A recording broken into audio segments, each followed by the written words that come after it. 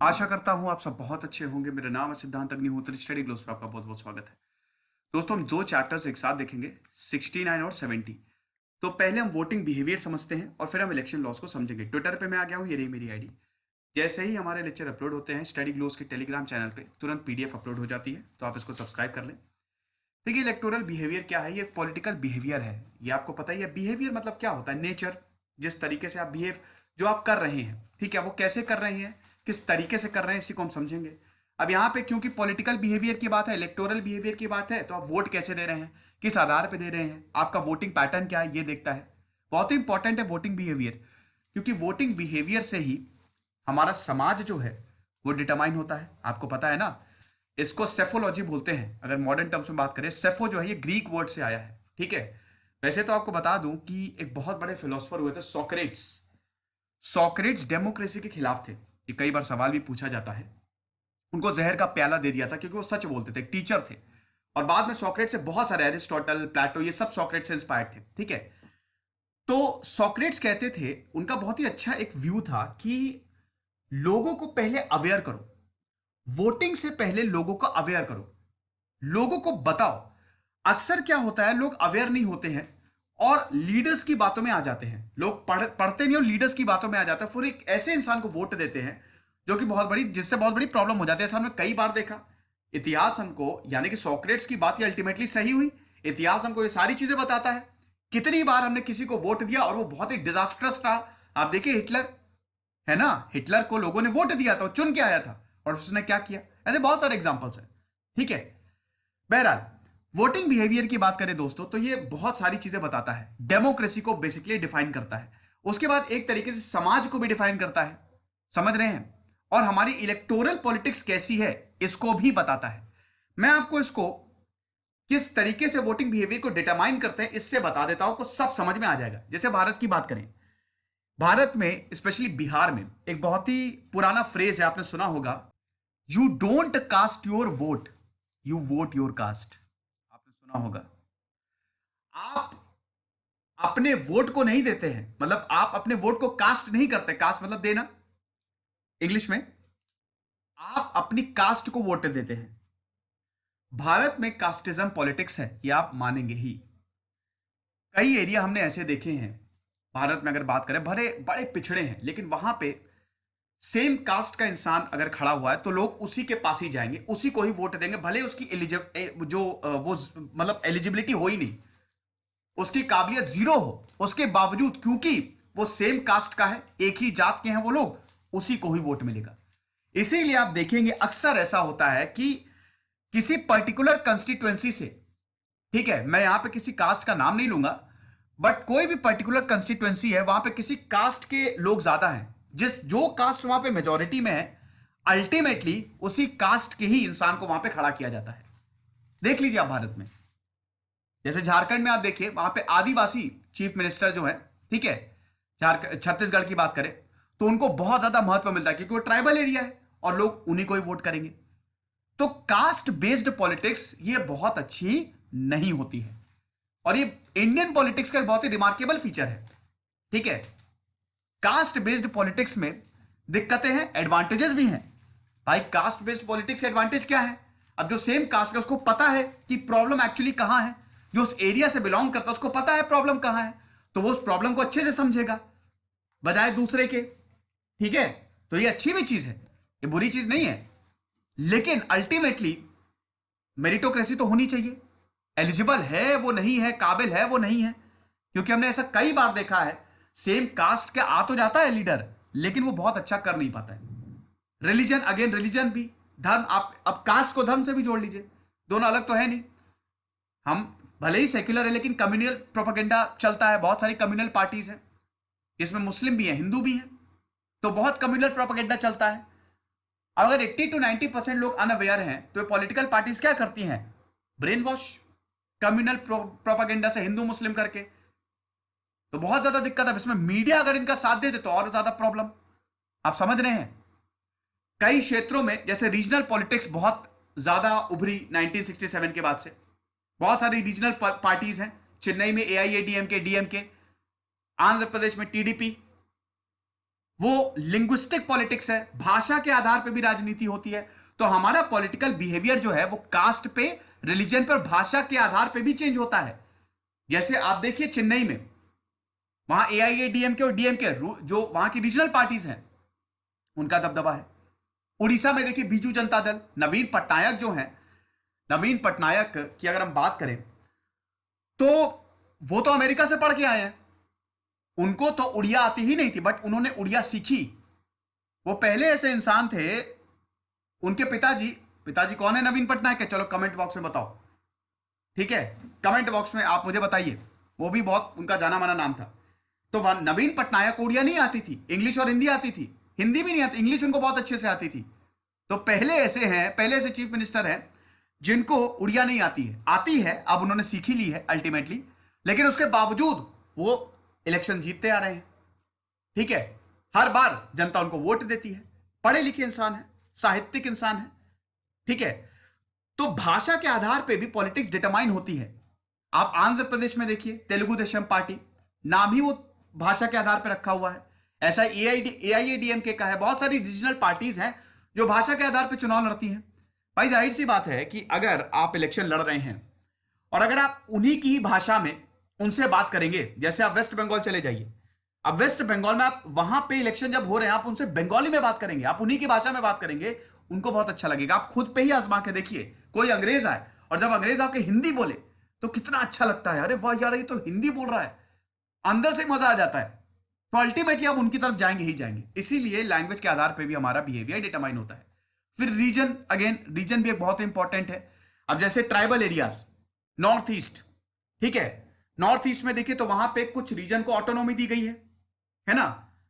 कौन सा reason politically किस तरीके से सूटेबल है, ये भी डिटरमाइन करता है हमारा पॉलिटिकल बिहेवियर। अगर बहुत ज्यादा डेवलप्ड रीजन है तो हम लिबरल पॉलिटिक्स वहां पे कर सकते हैं। डेवलप्ड नहीं है तो वही कंजर्वेटिव पॉलिटिक्स, पहले इनको राइट्स दो।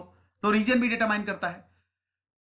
पर्सनैलिटी, नरेंद्र मोदी हो गए, जवाहरलाल नेहरू हो गए, इंदिरा गांधी हो गई, जयललिता हो गई, मुलायम सिंह यादव हो गए, लालू प्रसाद यादव हो गए। कितने एग्जाम्पल है, भरे पड़े एग्जाम्पल। एमजी रामचंद्रन हो गए, सीएन अन्नादुरई हो गए। मैं आपको बात, अभी मैं एक इंटरव्यू सुन रहा था, तो नरेंद्र मोदी का इस समय का ऑरा इस तरीके का है, चुनाव इस समय मोदी जी के नाम पे होते हैं, मोदी के नाम पे होते हैं। अगर बीजेपी लड़ती है तो मोदी के ही नाम पे लड़ती है, आपने देखा होगा। ठीक है, किसी को भी मोदी के नाम पे कोई भी इंसान किसी भी कंस्टिट्यूएंसी से खड़ा हो जाए, उसको जीतना ही जीतना है। ये पर्सनैलिटी का कैरिज्मा होता है, आप समझ रहे हैं। जब कोई पार्टी लीडर बड़ा कैरिज्मेटिक होता है तो उसकी पर्सनैलिटी का पूरा यूज किया जाता है। जैसे आम आदमी पार्टी में अरविंद केजरीवाल, ठीक है, अब अरविंद केजरीवाल के नाम पे चुनाव लड़ेगा दिल्ली, खड़ा कोई भी हो, क्या फर्क पड़ता है। लेकिन लोग क्या देखेंगे, लीडर, इनका मेन लीडर कौन है, अरविंद केजरीवाल, वही देखते हैं लोग। फर्क नहीं पड़ता कि जो उनके कंस्टिट्यूएंसी से चुनाव लड़ रहा है वो कितना ज्यादा करप्ट है। ऐसे बहुत सारे एग्जांपल है, मैं किसी का नाम नहीं लेना चाहता, लेकिन ऐसे बहुत सारे एग्जांपल्स हैं। ठीक है, भरे पड़े हैं ऐसे एग्जांपल, आप सर्च करिएगा कि जहां जिस कंस्टिट्यूएंसी में चुनाव हो रहा है वहां पे जो लीडर खड़ा हुआ है वो हाईली करप्ट है, क्रिमिनल केसेस चल रहे हैं उसके ऊपर, लेकिन उसके बावजूद वो जीता है पर्सनैलिटी की वजह से। और ऐसा होता आया है। जब जवाहरलाल नेहरू थे तो नेहरू के नाम पे वोट मिलते थे, जब इंदिरा गांधी थी तो इंदिरा गांधी के नाम पे वोट मिलते थे, आज मोदी जी हैं तो मोदी जी के नाम पे वोट मिल रहा है। तो रीजनल पॉलिटिक्स में भी ये होता है, स्टेट पॉलिटिक्स में भी, सेंटर पॉलिटिक्स में भी। उसके बाद पैसा तो बहुत ही ज्यादा, अब देखिए पैसा भी, अब आपको पता ही है कि जब भी रैलीज होती है, आपने कई बार सुना होगा, पैसे देके लोगों को लाया जाता है। बिल्कुल सही बात है, आप कभी गए हैं रैली में? नहीं गए होंगे, बहुत कभी बार हुआ होगा। लेकिन जो भीड़ आप देखते हैं ना, वो बिल्कुल, पैसा एक बहुत ही इंपॉर्टेंट फैक्टर है इंडियन पॉलिटिक्स में। ठीक है, फिर रूलिंग पार्टी का परफॉर्मेंस, ये भी हमारे बिहेवियर को डिटरमाइन करता है। कैसे? देखो, एक चीज तो जान लो, डेमोक्रेसी में क्या होता है ना, जो लोग होते हैं वो समझदार होते हैं, है ना। समझदार इन द सेंस की एक अंदर उनका एक अंतरात्मा होती है उनकी, और उनको पता है कि सही क्या है, गलत क्या है। ठीक है, कोई भी पार्टी अगर अच्छा नहीं करेगी भारत में तो एक ना एक वक्त पे उसको निकाल दिया जाएगा, और ऐसा ही होता रहा है। स्टेट पॉलिटिक्स में तो आप देखते ही होंगे, एंटी एंटी इनकम्बेंसी कितने सारे स्टेट में हुई है। इतने समय तक एक पॉलिटिकल पार्टी ने राज किया, वो सही नहीं कर पाई, स्टेट को उखाड़ फेंका जनता ने उनको। और ऐसा होता है, जनता जो है अल्टीमेटली, जनता खुश है कि नहीं, उसको उसके राइट्स मिल रहे कि नहीं, उसके पास पैसा है कि नहीं, और अगर नहीं है हिंसा जो है वो लोग पसंद नहीं करते। 100 में से 90 लोग हिंसा बिल्कुल नहीं पसंद करते। 100 में से 90 के 99 लोग दूर रहते हैं। आप खुद ही देख लीजिए, जो बहुत ज्यादा कम्युनल है ना, लोग थोड़ा सा उससे हटते हैं, ज्यादातर लोग, और ऐसे लोगों को बदल देते हैं। जनता जो है, जब इलेक्शंस होती है ना, तो जनता दिखा देती है सबको। ठीक है, तो जनता इंटेलिजेंट है। कई बार ऐसा होता है कि ये चीज साबित नहीं होती, लेकिन 100 में से 90 बार ये चीज सही साबित होगी। ठीक है, रूलिंग पार्टी का परफॉर्मेंस से क्या मतलब है कि मैनिफेस्टो में जो बोला रूलिंग पार्टी ने, जो हमसे वादा किया, क्या वो पार्टी वादा पूरा कर रही है? अगर वो पार्टी वादा पूरा कर रही है, या 70 to 60% भी वादे पूरे हो गए हैं, तो जनता उस पार्टी के साथ जाएगी। ये आप समझ के रखिए। लेकिन अगर 50% से कम हुआ है, तो जनता उसको बदल देगी। समझ गए? तो ये भी हमारा पॉलिटिकल बिहेवियर जो है, ये भी तय करता है, इससे भी डिटरमाइन होता है। फिर पार्टी का आइडेंटिफिकेशन। ठीक है, अब देखिए भैया, कई बार जैसे बीजेपी की बात करें, मंदिर वही बनाएंगे। बीजेपी राम मंदिर पे ही पॉलिटिक्स में आई। आपको पता है, 2 से सीधे 84 पे पहुंची वो, जब 1980s के इलेक्शंस थे। ठीक है, पहले 2 सीटें मिली थी 84 में, और सीधा फिर वो उसने जंप मारा 84 सीटें, और फिर वो पार्टी में आ गई। क्यों? राम मंदिर का मुद्दा। तो कई बार कुछ ऐसे मुद्दे आते हैं जिससे हम बड़ा इमोशनली अटैच होते हैं। ठीक है, जैसे मिलिट्री, हम उससे बहुत इमोशनली अटैच है। 370, हम उससे बड़ा इमोशनली अटैच थे। ठीक है, तो अगर कोई इस तरीके का मुद्दा आता है, और अगर कोई पार्टी बोलती है कि हम इसको सही कर देंगे, तो हम उससे इमोशनली अटैच हो जाता है। इस पे भी हमारा पॉलिटिकल बिहेवियर डिटरमाइन होता है, उसी पार्टी को वोट जाता है। समझ रहे हैं? और फिर आइडियोलॉजी भी आप इसी पार्टी आइडेंटिफिकेशन से, इमोशनल एसोसिएशन से ही समझ सकते हैं। आइडियोलॉजी क्या है, ये इंपॉर्टेंट फैक्टर है। क्या जो पॉलिटिकल पार्टी है वो पावर में जब आएगी तो सही दिशा में ले जाएगी कि नहीं ले जाएगी, कि उल्टा ही ले जाएगी वो? ये भी बहुत इंपॉर्टेंट है। समझ गए? मीडिया का रोल क्या है, देखना पड़ेगा। मीडिया का रोल की बात करें तो भैया देखो, सबसे इंपॉर्टेंट है मीडिया का रोल। जब इंसान थक हार के आता है, उसके पास वक्त नहीं होता कि बैठ के वो रिपोर्ट्स पढ़े, बैठ के वो अखबार पढ़े, वो खाली मीडिया चैनल देखता। अब चैनल जो है, अगर मीडिया चैनल है, वो बिना बात के सरकार की बड़ाई कर रहे हैं, तो समझ लीजिए पूरी जनरेशन खराब हो रही है। उनको सच्चाई नहीं पता चल रही। कई बार मीडिया जो है वो भटका देता है, मुद्दा कुछ और है, लेकिन वो पूरा हिंदू मुस्लिम या फिर कम्युनल हो जाता है। कई बार ऐसा देखा है, आजकल आप देख ही रहे होंगे, ऐसा कई बार होता है ना? तो मीडिया का रोल बहुत ही इंपॉर्टेंट है, क्योंकि इंफॉर्मेशन जो है ना, जो पॉलिटिकल पार्टीज करना चाहती हैं, वो मीडिया के थ्रू ही लोगों को पता चलती है। समझ रहे हैं? अब वो मीडिया के ऊपर डिपेंड करता है वो कैसे दिखा रहा है। कोई खराब पॉलिसी है क्या, उसको भी वो बढ़ाई करके दिखा रहा है। अब जैसा मीडिया बताएगा, वैसा ही उसी तरीके से लोग इंटरप्रेट करेंगे। आप समझ रहे हैं? तो सारे incident, muscle power, money power, कई बार मीडिया कमाल का काम करता है। पॉलिटिशियंस की पावर को, ताकत को बिल्कुल एक्सपोज कर देता है। मीडिया की वजह से कितनी बार दोस्तों पॉलिटिशियंस की धज्जियां उड़ गई हैं। मीडिया की वजह से ही सरकार कभी कभी लगता है बदल जाती है। इस तरीके का कवरेज होता है। जेसिका लाल मर्डर केस में देखिए ना आप, जेसिका लाल मर्डर केस में जो मर्डर मनु शर्मा को अभी छोड़ दिया है, वो कितना ताकतवर था, लेकिन मीडिया ने उसकी धज्जियां उड़ा दी। पॉलिटिशियन का बेटा था, अब उनके पिताजी को भी इस्तीफा देना पड़ा, और अल्टीमेटली उसको सजा हुई। तो मीडिया बहुत इंपॉर्टेंट रोल प्ले करता है। लेकिन मीडिया भी इलेक्शन, हालांकि इलेक्शन कमीशन मीडिया को रेगुलेट नहीं करता, मीडिया स्वतंत्र है, लेकिन उसके बावजूद आर्टिकल 126 ए, 126, 127 ए, 171H, इन सब में रूल्स दिए गए हैं। मीडिया भी रूल्स के अकॉर्डिंग ही चलेगा। आचार संहिता लगी है, तो मीडिया कुछ भी ऐसा पब्लिश नहीं करेगा जो पर्टिकुलर पार्टी को फायदा पहुंचाए। कोई भी ऐसा पैम्फलेट या प्रिंटिंग, वो सब 127A के हिसाब से, मतलब प्रोविजंस के हिसाब से ही वो चलेगा एक तरीके से मीडिया जो है। ठीक है, उसके बाद फिर एजुकेशन, वोटर को एजुकेट भी करता है। देखते होंगे कई बार बहुत सारे पॉलिटिकल, अभी पॉलिटिक्स में बहुत बहस होती है, तो पॉलिटिकल रिप्रेजेंटेटिव आते हैं, एक पर्टिकुलर इशू उठाया जाता है, उसको डिफेंड करते हैं, एक अगेंस्ट में होते हैं। बहुत अच्छी बात है, इससे लोग जो है वो अवेयर होते हैं। ठीक है, तो इसीलिए मीडिया का रोल बहुत ही ज्यादा इंपॉर्टेंट है। अब हम इलेक्शन लॉस को देख लेते हैं। 3 लॉस को हम देखेंगे फटाफट। सबसे पहले representation of the people act 1950। इसमें क्या है, आर्टिकल 81 और आर्टिकल 170। देखिए, आर्टिकल 81 की बात करें तो बेसिकली ये डीलिमिटेशन की बात करता है। मतलब आर्टिकल 81 और 170 जो है वो डीलिमिटेशन की बात करते हैं। ठीक है, क्वालिफिकेशन की बात करते हैं कि कितनी सीटें होनी। डीलिमिटेशन मतलब होना है सीटें बढ़ाना घटाना। ठीक है, विधानसभा में कितनी सीटें होनी चाहिए, कितनी हम और एलोकेट करें, ये पूरी पावर पार्लियामेंट को ही दी गई है। आप समझ रहे हैं? तो representation of the people act 1950 में जो आया, ये allocation of seats in the house of the people and in the legislative assembly and legislative council, मतलब लोकसभा और विधानसभा में कितनी सीटें हों, उससे डील करता है। ये आप समझे, बहुत ही इंपॉर्टेंट है। उसके बाद है 1951 representation of the people act. ठीक है, अब देखिए ये जो एक्ट है, आप किताब देखिएगा, उसमें टेबल्स दी गई हैं। हालांकि वो इतना जरूरी नहीं है, लेकिन उन टेबल में एक एक प्रोविजन दिया गया है। ठीक है, एक एक आर्टिकल में क्या क्या लिखा है वो आप देख सकते हैं। Representation of the people act 1951 में देखिए, 1950 का जो पीपल एक्ट था उसने वो डीलिमिटेशन की बात करता है। ठीक है, डीलिमिटेशन मतलब सीटों का कैसे बंटवारा हो, घटाया बढ़ाया कैसे जाए, बाकी चीजों की बात नहीं करता वो। करप्शन हो तो क्या होगा, डिस्क्वालीफाई करना हो किसी मेंबर को तब क्या करें। तो उसके लिए तुरंत बाद representation of the people act 1951 है। वो किस मुद्दों पे डील करता है, qualification and disqualification of the membership of parliament. अगर वो करप्ट है या कुछ ने कुछ कर दिया तो उसको क्वालिफाई या डिस्क्वालीफाई कर दो।